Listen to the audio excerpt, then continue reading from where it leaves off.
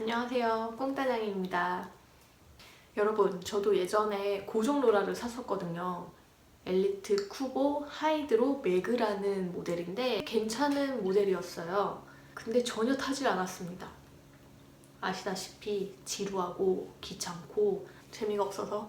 근데 제가 이 스마트 로라를 사고 열심히 타고 있어요. 왜 열심히 타고 있을까요? 크게 두 가지 이유가 있습니다. 첫 번째, 부담이 없어요. 이 로라가 굉장히 조용하거든요. 아마 지금 현존하는 로라 중에 가장 조용하다고 알고 있습니다. 소음이랑 이 진동이 거의 없어요. 그래서 오로지 기어 변속할 때만 느껴지는 정도거든요. 그래서 제가 퇴근하고 저녁에 많이 이 로라를 굴렸어요.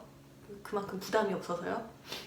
그리고 뒷바퀴를 탈거하는 형식이라서 로라 휠을 따로 장만하실 필요도 없고, 당연하게도 타이어에서 나오는 분진이라던가 타이어가 마모되는 걱정도 안 하셔도 됩니다. 이렇게 심리적으로 부담이 없다 보니 더 접근이 용이하고 제가 더 자주 타려고 하는 것 같더라고요. 그리고 두 번째 이유, 이게 가장 중요한데, 이 로라는 파워 측정이 됩니다.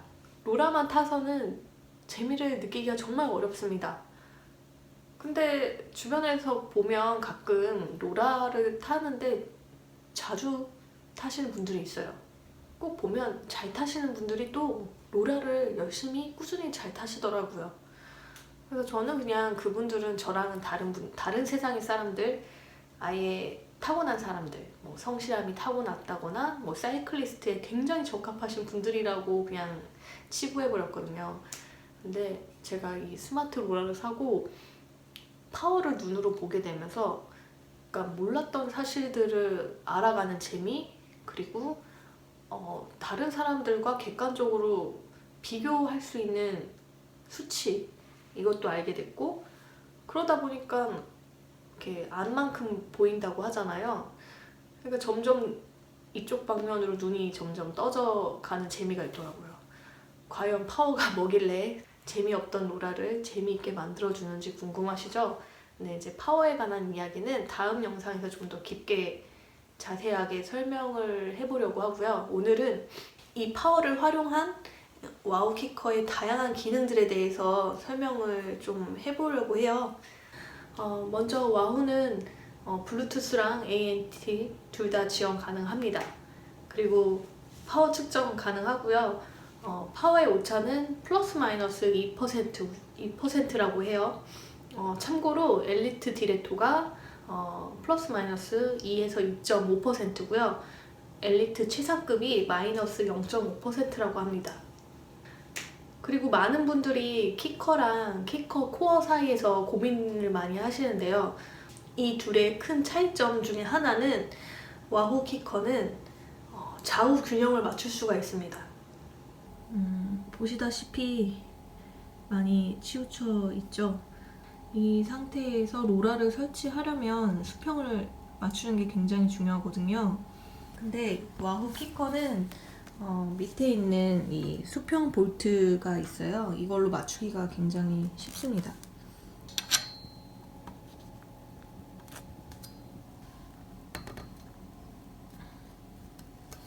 흔들리지도 않고요. 단단하게 고정되어 있습니다. 좌우 균형 완벽한 천둥이처럼. 솔직히 야외 라이딩을 하시다가 로라를 타시면 뭐 무릎이 아프신 분들 있잖아요. 그런 분들은 바닥의 수평을 한번 의심해 보셔야 해요. 수평한 바닥이 좀 드물고요. 그리고 이 수평을 또 맞추기에도 굉장히 까다롭거든요. 근데 이 와우 키커는 이 수평 조절 볼트가 있어서 되게 간단하고 견고하게 맞출 수가 있습니다. 이 키커는 플라이 휠이라는 게 있어요. 플라이 휠이 상당히 무거워서 한 번 속도가 붙으면 그 관성으로 인해 계속 회전을 해요. 이게 마치 도로에서 저희가 도로 라이딩 할 때 페달 굴리다가 페달을 멈춰도 자전거가 앞으로 나가잖아요. 그 느낌을 구현한 요소예요. 플라이 휠이 무거울수록 사실적인 구현이 가능한데요. 키커랑 키커 코어는 이 플라이 휠이 크기랑 무게가 다릅니다. 그래서 그 차이만큼 도로 주행의 느낌에도 차이가 있어요. 여담이지만 기존의 고정 로라는 저항이 끊임없이 있어요. 그래서 많은 분들이 도로에서 타는 것보다 로라 위에서 같은 거리라도 로라 위에서 타는 게 더 힘들다고 하시는 이유가 바로 그 끊임없는 저항이 있습니다. 그리고 또 와우 킥커의 특징 중에 또 하나는 더더욱 높은 훈련의 파워를 낼 수 있다. 그리고 또 서로 다른 휠 사이즈를 제공한다. 높이 조절이 다 가능하기 때문에.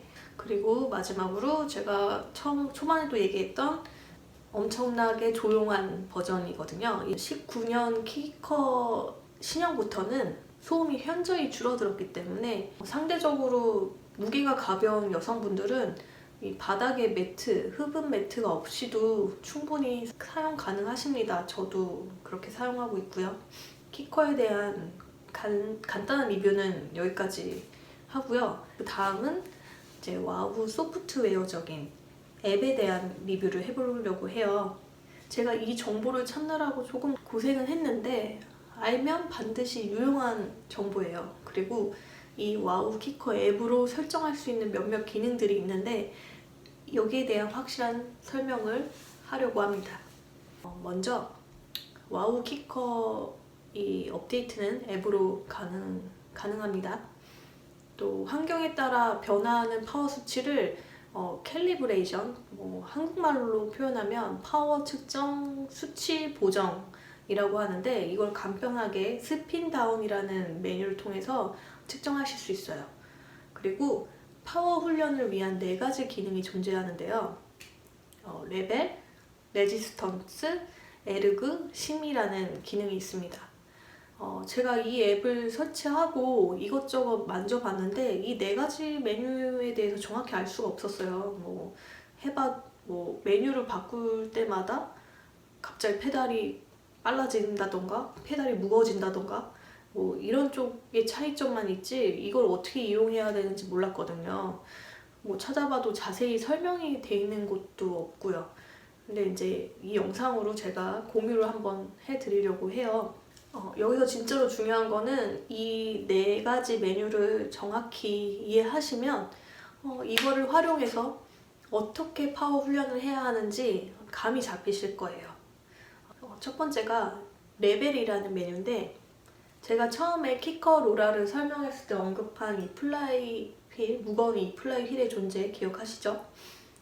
이 플라이 휠의 이 회전 관성으로 인해서 느낄 수 있는 마치 밖에서 라이딩 할 때 느낄 수 있는 페달을 굴리지 않아도 자전거가 나가는 그 경험 레벨이라는 메뉴에서 구현하는 상태입니다.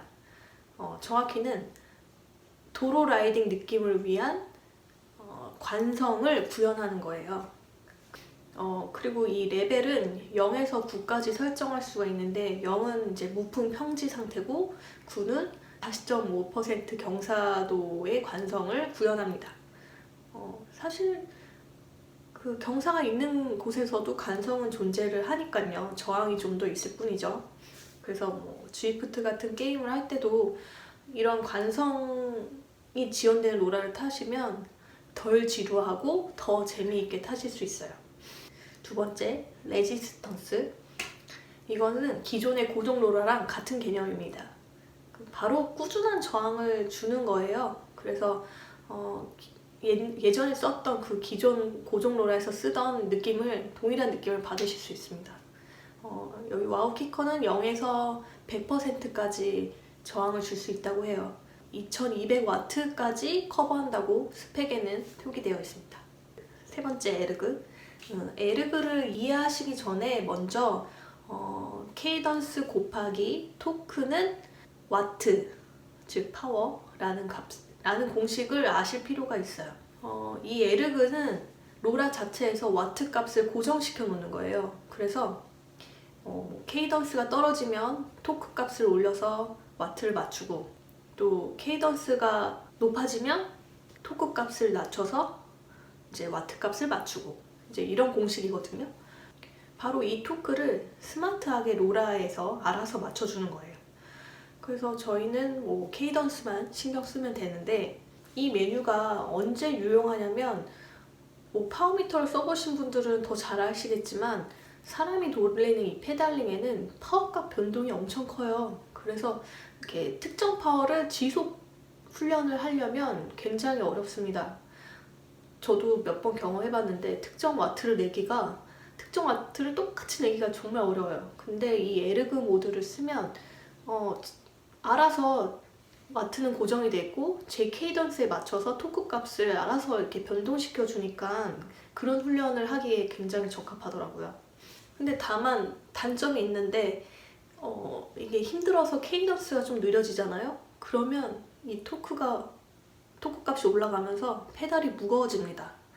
그래서 회복할 시간이 전혀 없어요. 그러니까 힘들면 더 힘들게 만들어주는 모드예요. 그래서 이 에르그 모드에서는 케이던스를 유지하던가 아니면 그냥 포기하던가 둘 중에 하나인 상황에 놓이게 됩니다. 그래서 잘 이용하셔야 돼요. 그러니까 힘들면 더 힘들게 하는 모드예요.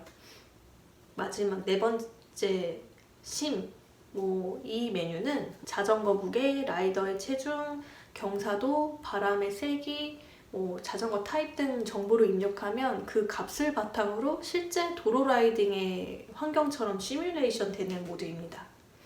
여기까지가 이제 네 가지 주 메뉴에 대한 설명이고, 제가 마지막까지 알기가 힘들었던 메뉴가 있어요. 그 메뉴가 뭐냐면 그 센서 메뉴에서 키커를 선택하면 나오는 몇몇 세팅이 있는데요. 에르그 속도 시뮬레이션이라는 게 있어요. 이게 뭔가 했더니 이거는 속도를 고정시켜 놓는 거예요. 그래서 그냥 제가 고정된 속도에 계속 이제 그 속도로만 달릴 수 있게끔 세팅 나머지 값이 변하는 거겠죠? 그리고 제일 중요했던 거, 제일 알기 힘들었던 거, 이게 에르그 모드 파워 스무싱이라는 메뉴인데 이 옵션은 기본적으로 활성화가 되어 있어요. 그래서 저는 이게 뭔가 싶었는데 앞서 언급했다시피 그 파워 값은 그 수치 변동폭이 굉장히 커요. 그래서 이 파워 수치를 볼 때 보통 3초 평균 값을 보거든요. 근데 이 변동값이 크다는 게 다른 말로 얘기하면 너무 예민하다는 뜻이거든요. 게임할 때나 훈련할 때나 동일한 파워를 내기가 너무 벅차거든요. 이제 그럴 때 이 에르그 모드 파워 스무싱을 키면 이 변화무쌍한 파워를 이제 스무스하게 일정하게 좀 나오도록 도와주는 겁니다. 사람이 느끼기에는 별 차이가 없는 것 같은데 이 페달의 토크는 미세하게 계속 조정이 되면서 출력이 되고 그 파워의 변동성을 줄여준다고 해요. 근데 저는 사실 이 모드여도 특정 파워를 맞추기가 어렵더라고요. 근데 이걸 안 하면 더 어렵다고 하니까 그런 줄 알고 있는 거죠. 근데 참고로 스프린트 파워를 측정하거나 FTA처럼 정확한 수치를 내야 할 때는 이 모드를 꺼야 합니다. 즉 훈련할 때는 키면 편하고 정확한 측정을 원할 때는 꺼야 한다고 알아두시면 돼요. 이것으로 와우키커의 하드웨어적인 설명과 소프트웨어적인 설명을 대략적으로 제가 해봤습니다. 많은 도움이 되셨으면 좋겠어요. 다음 영상에는 로라를 통해서 처음으로 이제 훈련이라는 걸 해봤고요. 이제 이 훈련하면서 느꼈던 또는 알았던 이 파워에 관한 이야기를 다음 시간에 해보려고 합니다. 그러면 다음 영상에서 뵙겠습니다.